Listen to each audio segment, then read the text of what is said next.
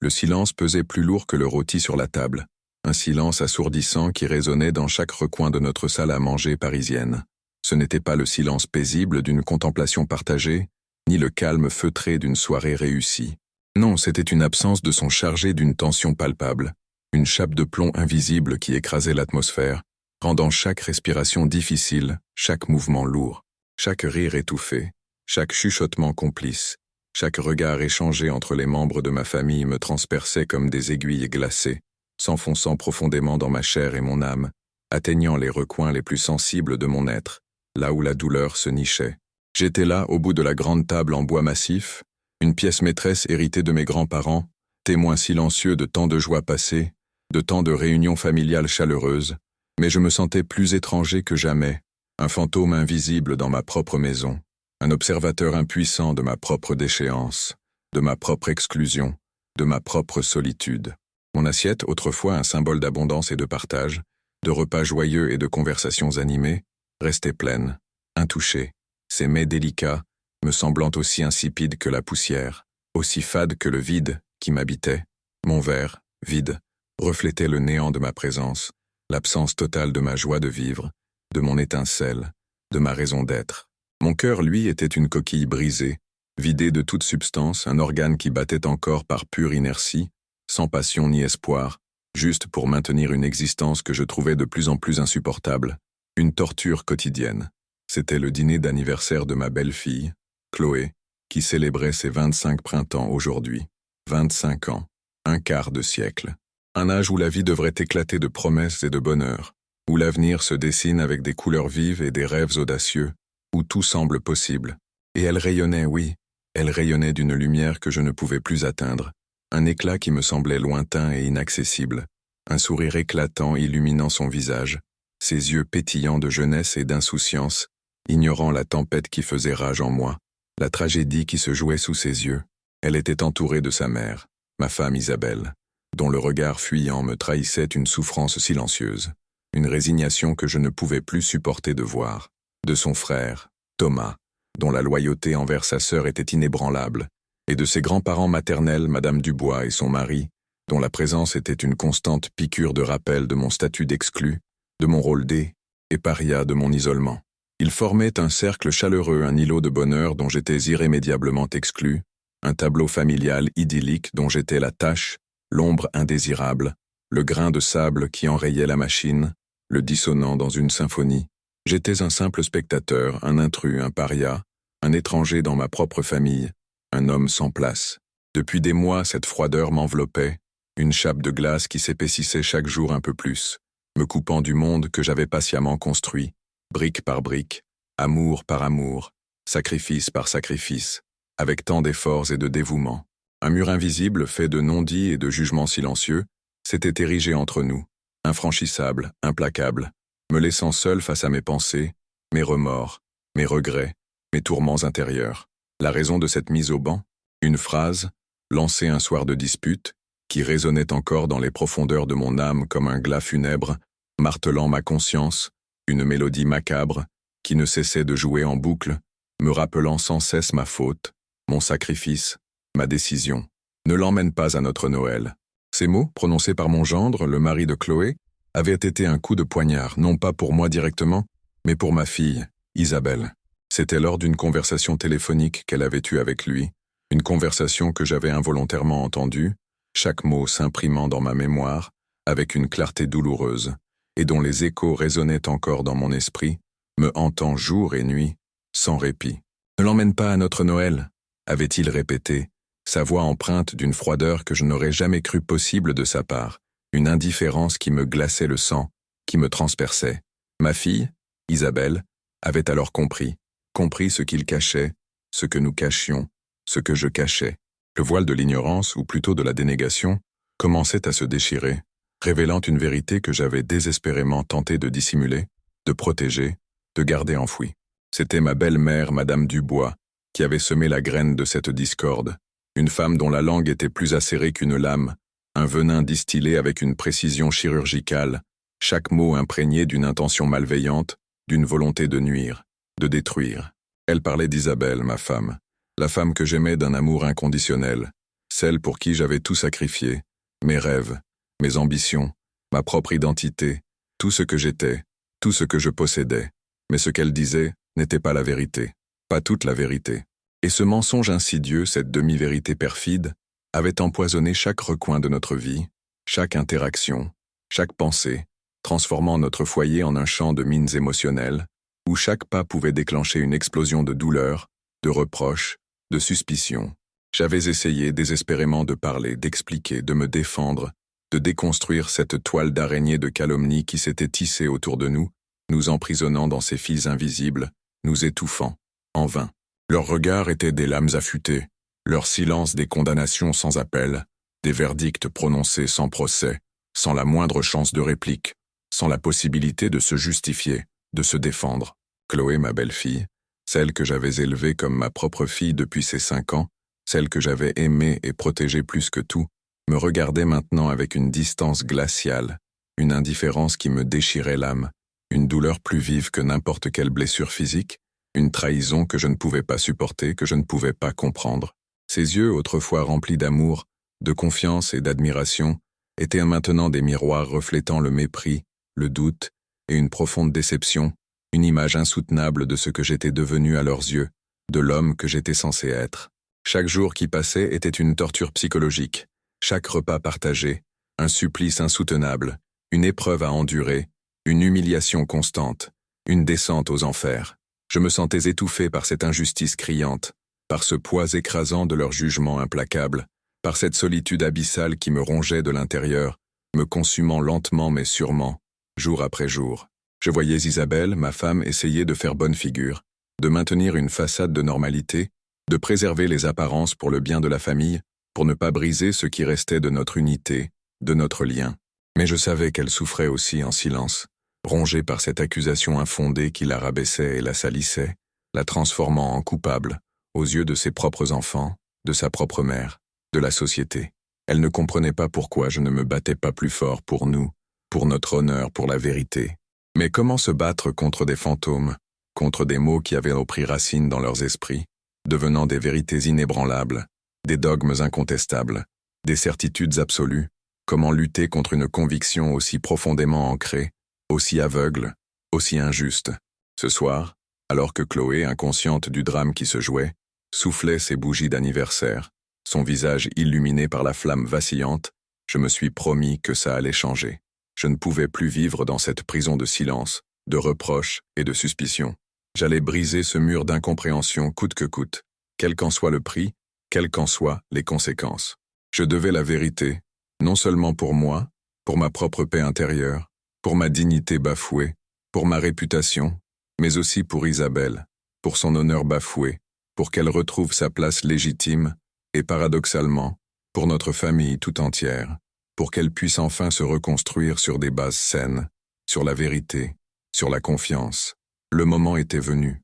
Mon cœur battait la chamade dans ma poitrine, un tambour de guerre résonnant, une tempête se préparait en moi, prête à éclater, à tout emporter sur son passage, à révéler ce qui avait été caché, à faire la lumière. Je sentais une force nouvelle monter en moi, une détermination inébranlable, une rage froide, une colère contenue depuis trop longtemps, prête à exploser, à se déverser. Je devais parler, je devais révéler ce que personne ne savait, ce que j'avais gardé secret pendant si longtemps pour les protéger, pour préserver leur innocence, leur insouciance, leur avenir, leur bonheur. Mais ce secret, cette protection bien intentionnée, était devenu notre prison, notre bourreau silencieux, nous consumant à petit feu, nous détruisant de l'intérieur, nous séparant. Je devais les libérer, même si cela signifiait tout détruire avant de pouvoir reconstruire, même si cela impliquait de faire face à une douleur encore plus grande, une douleur que je savais inévitable, mais nécessaire, une douleur purificatrice. La main tremblante, j'ai posé ma fourchette sur la table. Le bruit métallique, infime dans le brouhaha ambiant, a résonné dans le silence de mon isolement, un son minuscule mais qui, pour moi, était un coup de tonnerre, attirant l'attention de tous. Tous les regards se sont tournés vers moi, enfin. Des regards interrogateurs, agacés, certains même empreints d'une pointe de curiosité malsaine, d'une attente morbide, d'une anticipation. C'était ma chance. Ma seule chance de tout changer, de reprendre le contrôle de ma propre histoire, de ma propre vie, de mon propre destin, de ma propre vérité, j'ai pris une profonde inspiration, sentant l'air froid remplir mes poumons, purifiant mon esprit, chassant les ténèbres qui m'habitaient, me donnant le courage nécessaire pour affronter l'inconnu. La vérité, aussi douloureuse soit-elle, devait éclater au grand jour, pour que nous puissions enfin respirer, pour que je puisse enfin respirer, me libérer de ce fardeau qui m'écrasait, qui m'étouffait. Mon regard s'est posé sur Chloé, puis sur Isabelle. Leurs visages, leurs expressions, leurs âmes, étaient des livres ouverts pour moi, des miroirs de mes propres tourments, de mes propres espoirs, de mes propres peurs. Je devais être fort, pour eux, pour nous. J'ai ouvert la bouche, sentant les mots se former, lourds de sens, prêts à exploser, à déverser leur torrent de révélations, à briser le silence, à tout changer. Le dîner, la fête, tout allait basculer dans l'instant. Je le savais, et j'étais prêt, prêt à affronter les conséquences, quelles qu'elles soient, aussi terribles soient-elles, car la vérité, même amère, est toujours préférable au mensonge, à l'illusion, à la dissimulation. Et ce soir, la vérité allait enfin être révélée, dans toute sa brutalité, sans phare ni artifice, sans compromis, sans détour. Le poids de ce secret m'avait écrasé pendant des mois, me privant de mon souffle, de ma joie de vivre, de ma capacité à ressentir la moindre étincelle de bonheur, la moindre parcelle de lumière. Chaque jour était un fardeau insupportable, chaque nuit une insomnie peuplée de cauchemars, de scènes rejouées à l'infini, de dialogues sans fin. Je revoyais la scène, les visages accusateurs, les murmures incessants, les chuchotements malveillants qui me poursuivaient, même dans mes rêves, me hantant sans relâche. « Votre femme a fait ça !» Cette phrase, prononcée avec tant de conviction par ma belle-mère, Madame Dubois, avait semé le doute, la discorde, la désintégration au sein de notre famille, comme un poison lent mais mortel, se répandant insidieusement. Et moi, j'avais laissé faire. J'avais laissé cette graine de poison germer, grandir, s'épanouir, étouffer tout ce que nous avions construit avec tant d'amour et de dévouement, tant d'efforts et de sacrifices, tant de patience. Mais plus maintenant. Je ne pouvais plus supporter ce silence assourdissant, cette indifférence blessante, cette injustice flagrante qui me rongeait, qui me consumait de l'intérieur. J'étais un homme brisé, oui, mais pas vaincu. J'allais me battre, non pas avec des poings, non pas avec la violence, non pas avec la fureur, mais avec la vérité, la seule arme capable de percer les cœurs endurcis, de briser les chaînes de l'ignorance, de faire éclater la lumière, de révéler la réalité.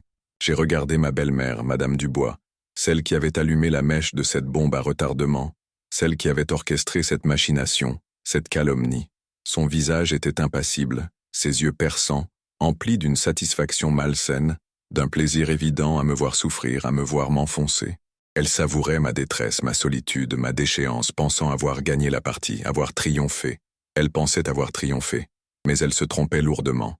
Elle ne savait pas ce qui allait se passer. Personne ne le savait, sauf moi.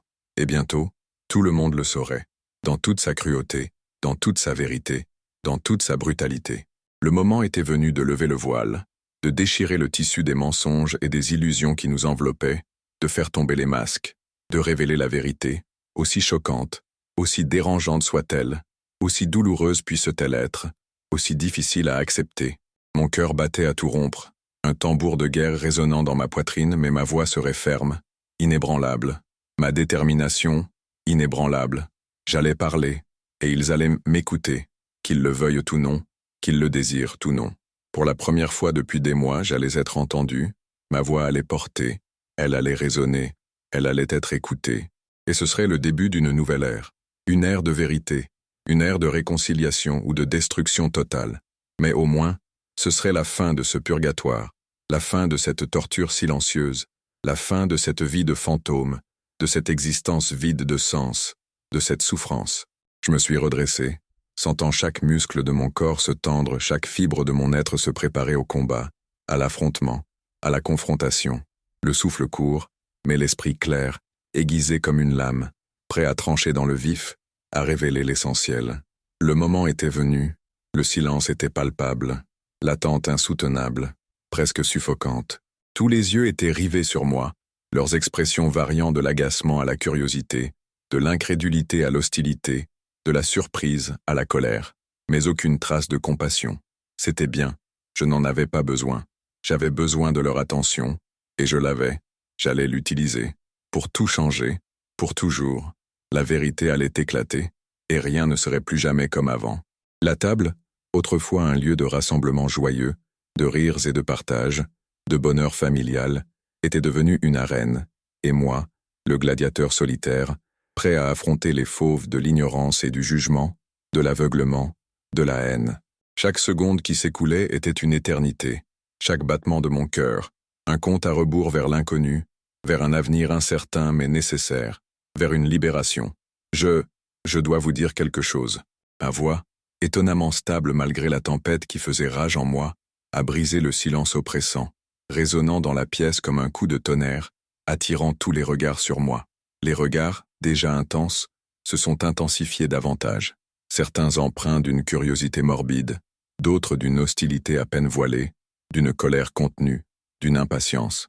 Isabelle, assise à mes côtés, a posé une main sur mon bras, un geste de soutien discret mais ferme, un ancrage dans cette mer déchaînée, une bouée de sauvetage, une ancre. Elle savait que j'allais parler, que le moment de la confrontation était arrivé, que je ne pouvais plus reculer, que c'était inévitable, mais elle ignorait l'étendue de ce que j'allais révéler, la profondeur du gouffre que j'allais ouvrir, les abysses que j'allais explorer, les secrets que j'allais dévoiler. Cela fait des mois interminables, que je vis dans l'ombre d'une accusation infâme.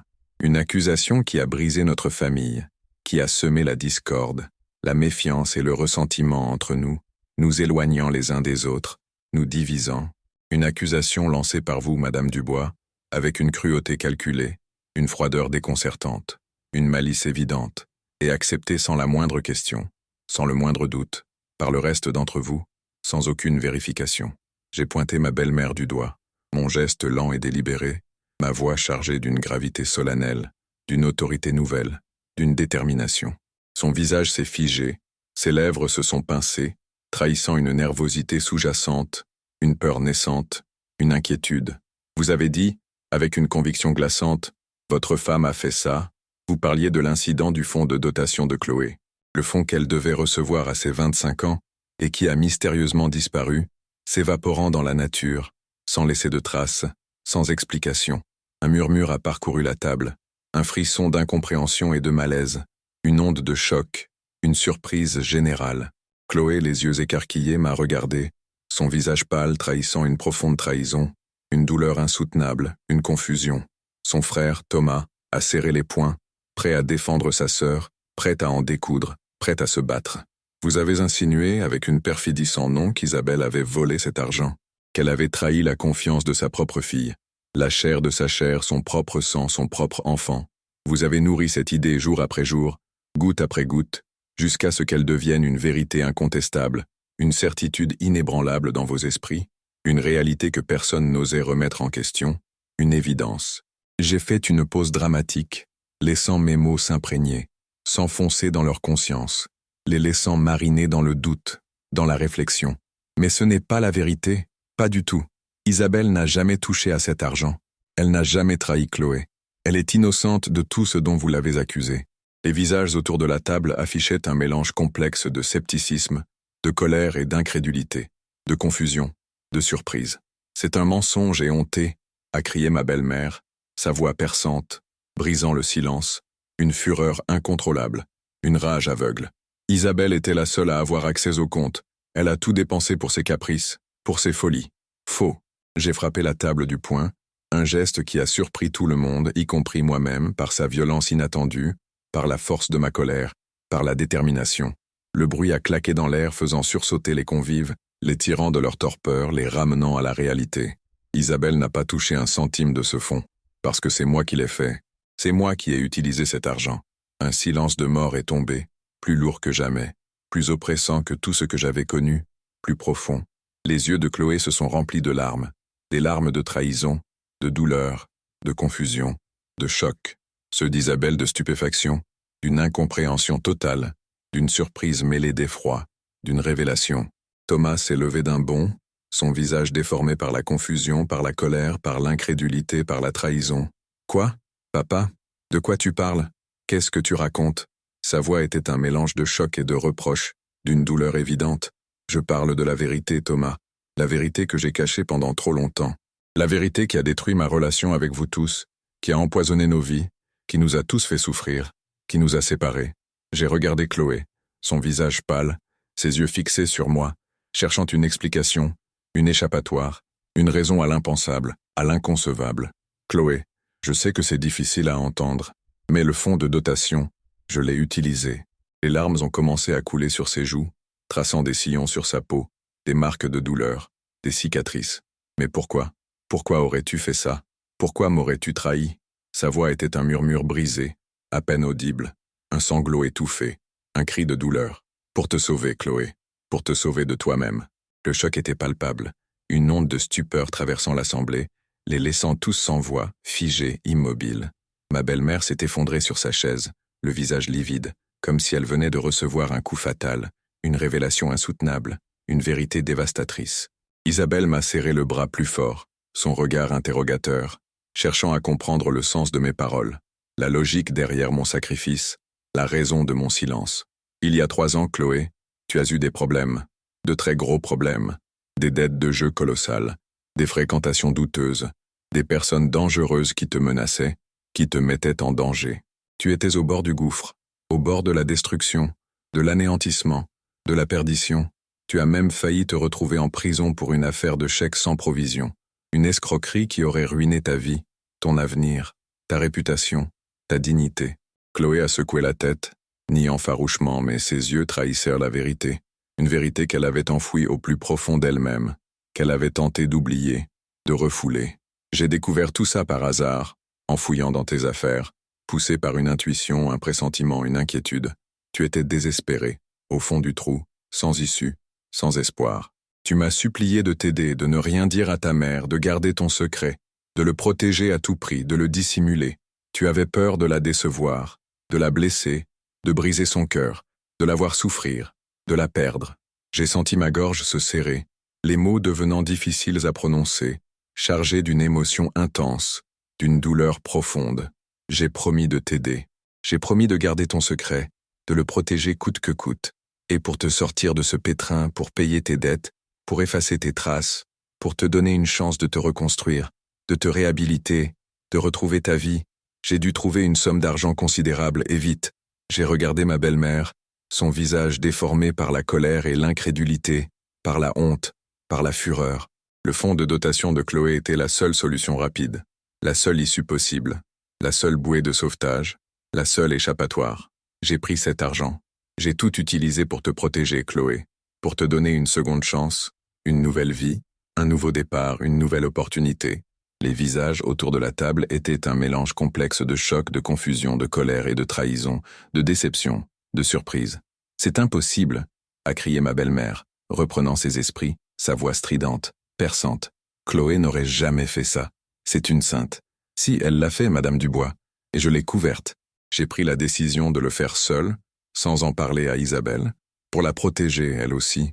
Je savais qu'elle n'aurait jamais accepté que sa fille soit mêlée à de telles affaires, que son image soit salie, que sa réputation soit entachée, que son honneur soit bafoué.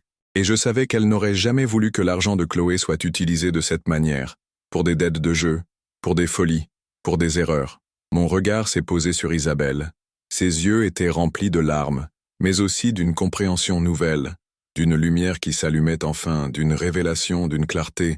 J'ai laissé l'accusation peser sur Isabelle parce que je ne pouvais pas trahir la confiance de Chloé. Je ne pouvais pas révéler son secret, la jeter en pâture à votre jugement impitoyable, à votre cruauté, à votre mépris. J'ai senti la colère monter en moi, une colère froide et justifiée, une indignation profonde, une rage contenue depuis trop longtemps, prête à éclater. J'ai enduré vos silences méprisants, vos regards accusateurs, vos jugements hâtifs. J'ai accepté d'être le paria, le coupable silencieux, le bouc émissaire, pour protéger ceux que j'aime plus que tout au monde, pour préserver leur bonheur, leur innocence, leur avenir. Thomas, les larmes aux yeux, a regardé sa sœur, son visage empreint de douleur et de compassion, d'une tristesse infinie, d'une compréhension. « Chloé, c'est vrai? Dis-moi que ce n'est pas vrai. » Chloé, effondrée sur sa chaise, a hoché la tête, incapable de parler, ses sanglots étouffant ses mots, ses aveux, sa confession. J'ai vécu un enfer, mes amis, un enfer de solitude, d'incompréhension et de culpabilité. J'ai vu ma femme souffrir à cause d'une accusation infondée, la voir se consumer à petit feu, se flétrir, s'éteindre. J'ai vu ma belle-fille s'éloigner de moi, me haïr, me rejeter, alors que je l'avais sauvée de la destruction, de l'abîme, du néant. Ma voix a tremblé, chargée d'émotions, d'une douleur profonde, d'une tristesse immense. Et tout ça, pourquoi? Pour un secret qui nous a tous détruits, qui a déchiré notre famille, qui a semé la désolation, la discorde. J'ai pris une profonde inspiration, sentant le poids de mes mots, leur résonance, leur impact. Mais ce soir, c'est fini. Le secret est révélé. La vérité est là, nue, implacable. Et maintenant, c'est à vous de décider ce que vous en ferez. C'est à vous de choisir entre la haine et le pardon, entre le mensonge et la reconstruction, entre la destruction et l'espoir. Le poids de mes mots flottait dans l'air, lourd, palpable, écrasant. Personne n'osait parler. Leurs visages étaient des masques de stupeur, de confusion, de honte, de regret, de culpabilité. La révélation était trop brutale, trop inattendue, trop dérangeante. Ils avaient tous cru à la version facile, à la coupable désignée, à la solution de facilité. Ils avaient tous jugé sans savoir, sans chercher à comprendre, sans se poser la moindre question, sans douter. Et maintenant, la vérité les frappait de plein fouet, les laissant sans voix, sans défense, sans échappatoire, sans argument. Je me sentais vidé, épuisé, mais aussi étrangement libéré. Le fardeau que j'avais porté pendant si longtemps venait de s'envoler, laissant derrière lui un vide immense, une légèreté inattendue, un soulagement. La douleur était toujours là, mais elle était différente. C'était la douleur de la vérité, pas celle du mensonge. Une douleur purificatrice, nécessaire. Isabelle a serré ma main, son regard rempli d'une tendresse infinie, d'une compréhension profonde, d'un amour inconditionnel, d'une reconnaissance. Elle ne m'en voulait pas, elle comprenait. Elle avait toujours cru en moi, au fond d'elle. Et maintenant, elle avait la confirmation de mon amour inconditionnel, de mon dévouement, de mon sacrifice. J'ai regardé Chloé. Ses larmes coulaient à flots, mais il y avait aussi une lueur de soulagement dans ses yeux, une étincelle d'espoir, une promesse de rédemption, de pardon. Le poids de son propre secret venait d'être partagé, allégé. Elle n'était plus seule. Elle n'était plus obligée de vivre dans la peur constante que la vérité éclate, que son passé la rattrape. Mais la réaction de ma belle-mère était différente. Son visage était déformé par la rage, par la fureur, par une colère aveugle, par une humiliation. Elle ne pouvait pas accepter que son jugement ait été erroné, que sa version des faits ait été un mensonge, une calomnie. Elle cherchait désespérément un moyen de se défendre, de rejeter la faute sur quelqu'un d'autre, mais il n'y en avait pas. La vérité était là, nue, implacable. Et elle était dévastatrice, anéantissante. C'est un mensonge, un tissu de mensonges, a hurlé ma belle-mère, se levant brusquement de sa chaise, la renversant avec fracas, un bruit assourdissant dans le silence tendu. Ses yeux lancèrent des éclairs de fureur, mais sa voix, bien que stridente, trahissait une panique grandissante, une peur viscérale d'être démasquée, d'être exposée, d'être jugée. Elle ne pouvait pas supporter l'idée d'avoir eu tort, d'avoir accusé sa propre fille sans le moindre fondement, d'avoir semé la discorde sur la base de ses propres préjugés, de ses propres erreurs, de sa propre ignorance. C'est une invention pour protéger Isabelle. Chloé n'a jamais fait ça, c'est impossible. Elle s'accrochait désespérément à sa version des faits, à son illusion de vérité, à son monde qui s'écroulait, à sa dignité. J'ai les preuves, Madame Dubois.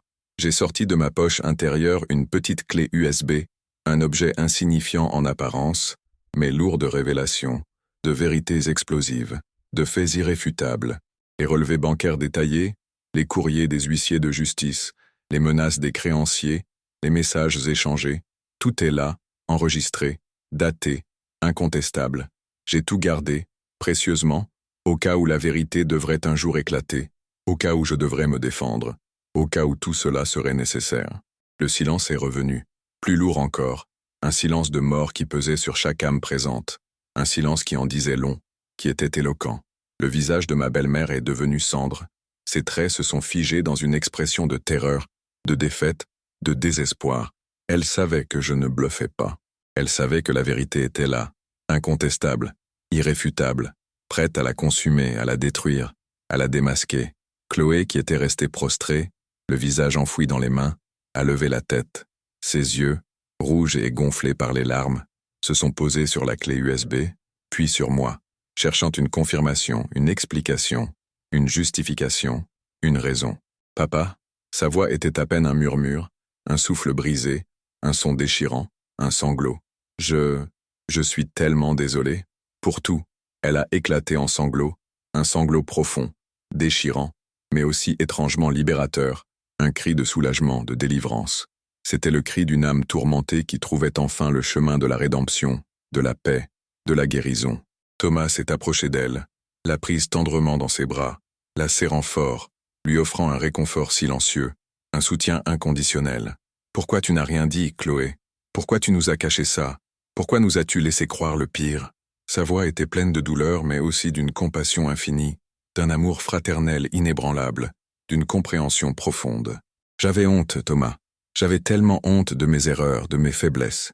Et j'avais peur, peur de vous décevoir, peur de tout perdre, peur de votre jugement, de votre rejet, de votre mépris. » Elle a regardé Isabelle, ses yeux implorants, cherchant le pardon, la réconciliation. « Maman, je suis tellement désolée pour la douleur que je t'ai causée. » Isabelle, les larmes aux yeux, la serrait fort contre elle, un geste d'amour inconditionnel, un pardon silencieux, une étreinte qui disait tout. « Mon amour », ces mots étaient un murmure, un pardon silencieux, une étreinte qui disait tout, qui guérissait les blessures.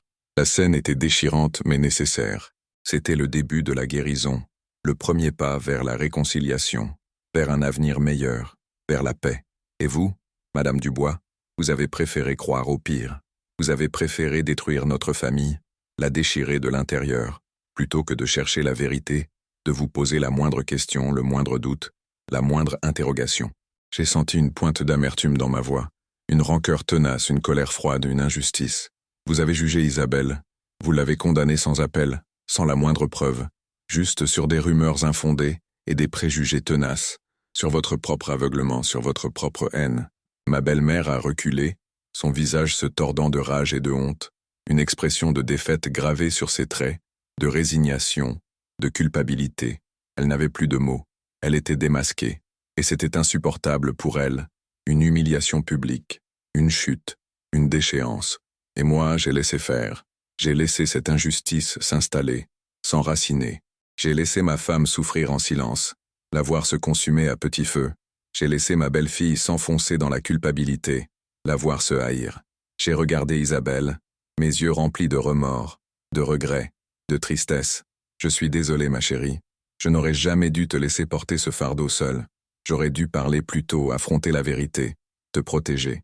Isabelle a secoué la tête, un sourire triste sur les lèvres, un signe de compréhension, de pardon. Tu as fait ce que tu pensais être juste, Jean-Pierre. Tu as protégé Chloé.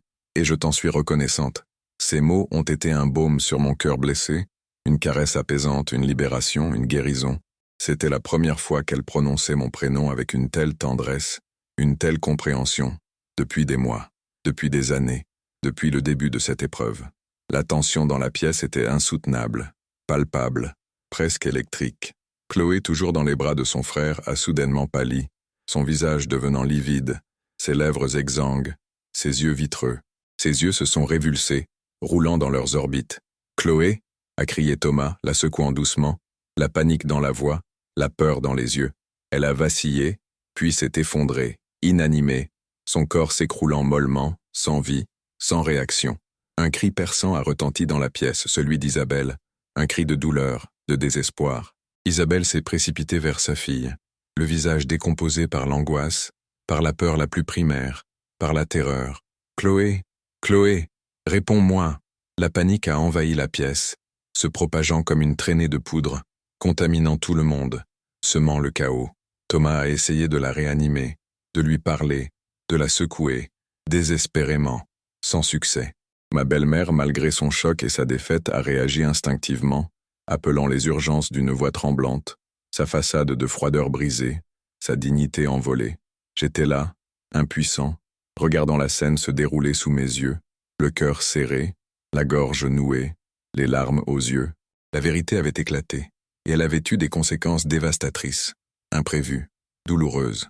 Mais c'était la seule voie possible, la seule issue, la seule façon d'avancer, de se libérer. Quelques minutes plus tard, qui m'ont semblé une éternité, les sirènes ont retenti au loin, se rapprochant, leur son perçant l'obscurité de la nuit, apportant l'espoir. Les pompiers et le SAMU sont arrivés en trombe, envahissant la pièce, apportant avec eux une lueur d'espoir, une aide précieuse, Ils ont pris en charge Chloé avec professionnalisme, l'ont stabilisée, lui ont prodigué les premiers soins.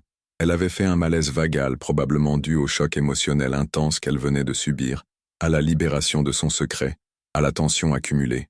Ils l'ont emmenée à l'hôpital pour des examens complémentaires, par précaution, pour s'assurer de son état, pour la rassurer.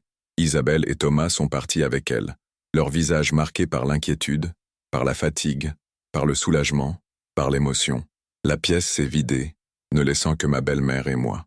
Le silence était pesant, chargé de non-dits, de reproches silencieux, de regrets, d'une amertume persistante, d'une tension palpable. Elle m'a regardé, ses yeux remplis d'une haine froide, d'une rancœur tenace, d'une colère inextinguible, d'un mépris. Vous avez tout détruit, Jean-Pierre. Tout. Notre famille, notre paix, notre bonheur.